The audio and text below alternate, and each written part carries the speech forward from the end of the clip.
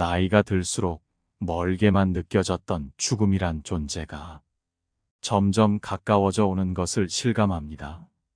주변 사람들이 하나둘 아프기 시작하고 내 곁을 떠나는 경험도 하게 됩니다. 자연스레 임종의 순간도 상상해 보게 되는데요. 우리가 드라마나 영화를 통해 보았던 임종의 순간은 어떤가요? 소중한 사람들과 마지막 순간을 함께하며 떠나거나 유언을 남기고 한 사람 한 사람에게 마지막 인사를 나누는 모습을 떠올리게 되는데요. 그러나 가까운 사람의 죽음을 경험한 사람들은 현실과는 많이 다른 이야기라고 합니다. 언젠가는 찾아오는 임종의 순간, 사랑하는 사람과 마지막 순간을 함께하지 못하는 것만큼 슬픈 일이 또 있을까요? 오늘은 소중한 사람들과 마지막 순간을 함께하기 위해 임종 전 나타나는 증상들에 대해 알아보고 마지막 순간까지 행복하게 사는 방법에 대해 생각해보는 시간을 갖겠습니다. 임종을 앞둔 어느 할머니께서 남긴 글을 들어보시죠. 자네들이 내 자식이었음이 고마웠네. 자네들이 세상에 태어나 나를 어미라 불러주고 전 물려 배부르면 나를 바라본 눈길에 참 행복했다네. 지압이 일어 세상 무너져 험한 세상 속을 버틸 수 있게 해줌도 자네들이었네. 병들어 하늘에서 부르실 때 곱게 갈 수 있게 곁에 있어줘서 참으로 고맙네. 자네들이 있어서 잘 살았네. 자네들이 있어서 열심히 살았네. 딸아이야, 맏며느리, 맏딸 노릇 버거웠지. 큰애야 맞이 노릇하느라 얼마나 힘들었니. 둘째야 일찍 어미 곁을 떠나 홀로 서느라 많이 힘들었던 것 다 안단다. 막내야 어미 젖이 시원치 않음에도 공부하느라 애써줘서 고맙구나. 고맙다, 사랑한다. 그리고 다음에 만나자. 마지막 순간까지도 온통 자식들을 향한 관심과 사랑으로 가득 차 있는 것이 느껴집니다.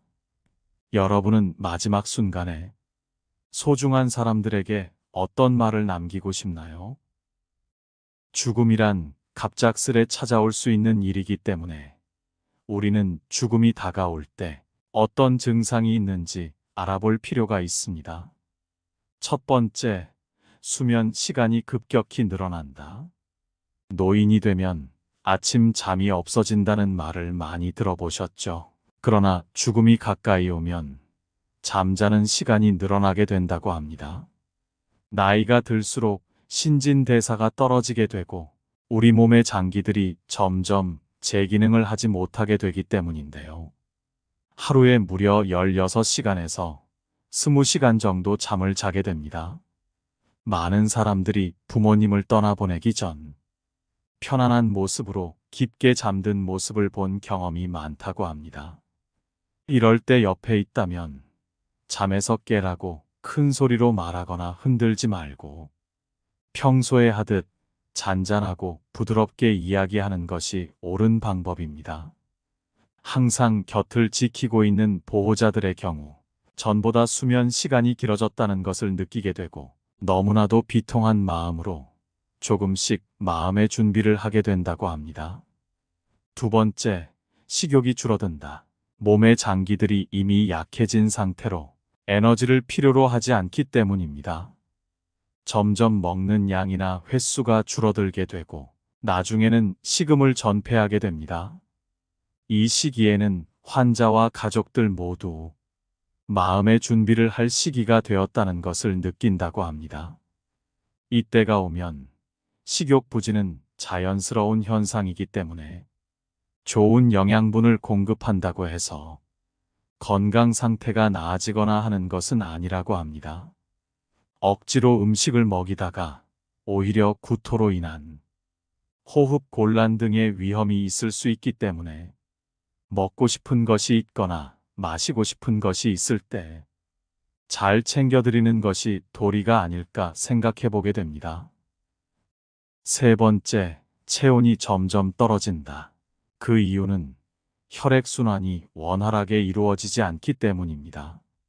신체는 장기 손상을 막는 것에 우선을 두게 되어 혈액을 심장과 내장 쪽에 보내게 되고, 상대적으로 혈액을 원활히 공급받지 못하는 팔과 다리가 점점 차가워지고 창백하게 변합니다.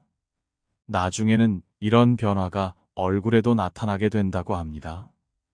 이 경우 환자 본인은 이러한 변화를 느끼지 못하기 때문에 담요나 얇은 이불로 따뜻하게 해드리는 것이 좋습니다. 네 번째, 호흡의 변화. 임종이 가까워진 환자의 경우 호흡이 불규칙하게 변합니다.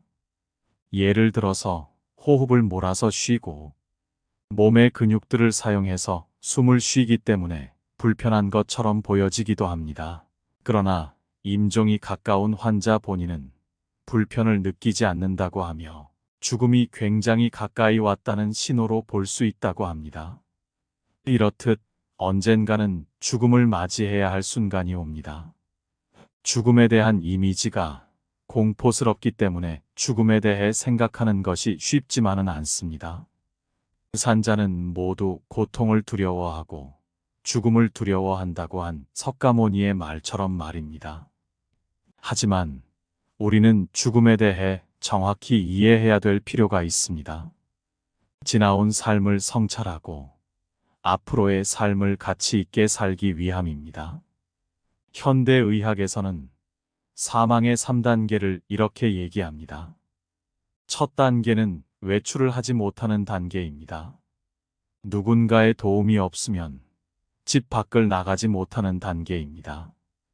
두 번째 단계는 병상을 벗어나지 못하는 단계입니다.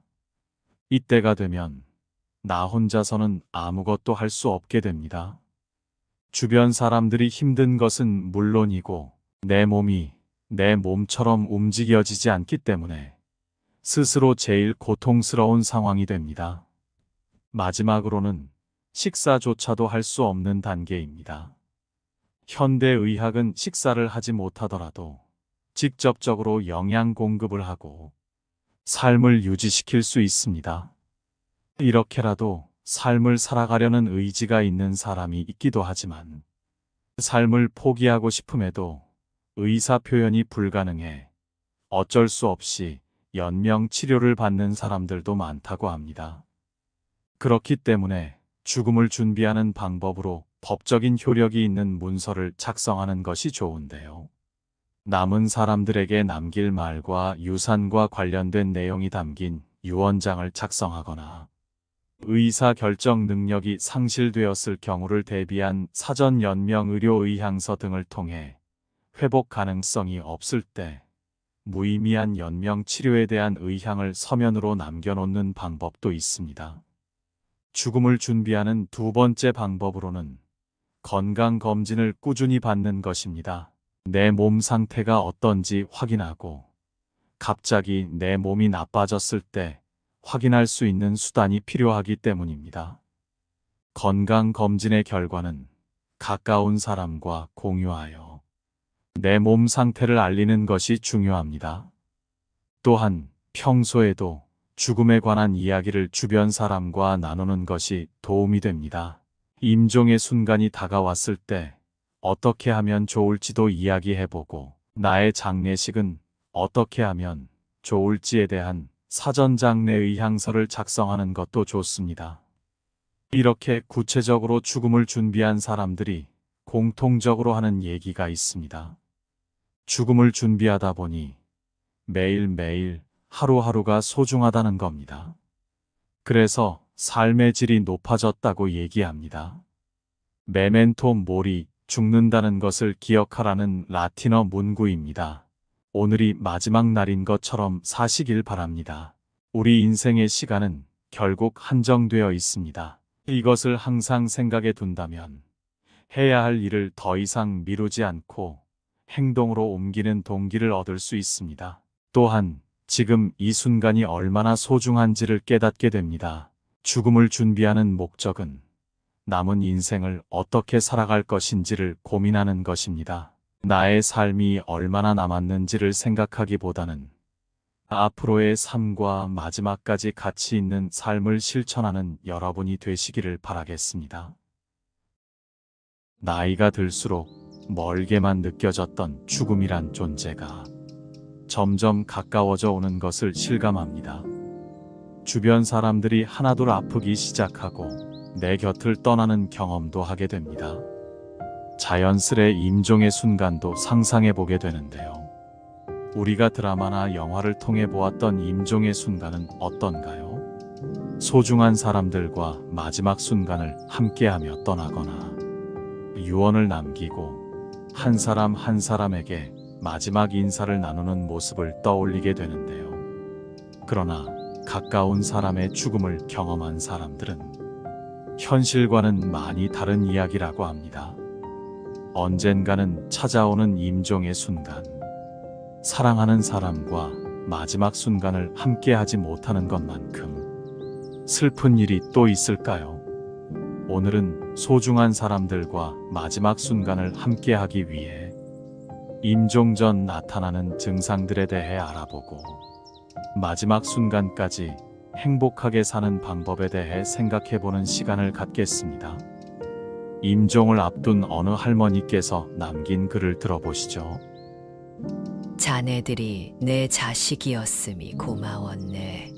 자네들이 세상에 태어나 나를 어미라 불러주고 전 물려 배부르면 나를 바라본 눈길에 참 행복했다네. 지압이 일어 세상 무너져 험한 세상 속을 버틸 수 있게 해줌도 자네들이었네. 병들어 하늘에서 부르실 때 곱게 갈 수 있게 곁에 있어줘서 참으로 고맙네.